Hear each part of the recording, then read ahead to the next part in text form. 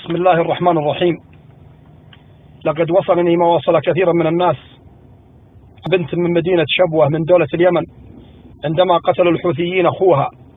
فأخذت رشاشة وقتلت منهم 10. فكتبت هذه الأبيات أشيل منها مجموعة ولعلها تنال إعجابكم، وهي تستاهل معلقات لأن فعلها يشجع كل عربي مسلم. يا بنت شبوة يا أساس العز بيت الفخر، يا بنت يلي خذتي نصر أخوك عشرة، يا بنت هذا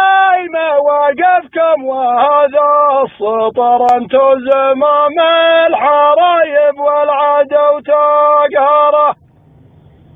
انتو اهل الصافنات الجيد واهل الظفر، انتو البراكين ما جا قدمها تدمره،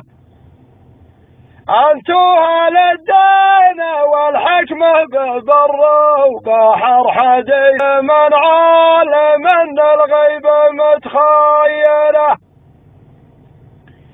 يا بنت فعلك يشوقني وانا بوفجر فعلك من اقصى العراق اليمن مفخره، يا بنت شبوة يا اساس العز بيت الفخر، يا بنت يلي خذيتي نصر اخوك عشرة، يا بنت هذه مواقفكم وهذا السطر، انتو زمام الحرايب والعدو تقهره، انتو اهل الصافنات الجيد واهل الظفر،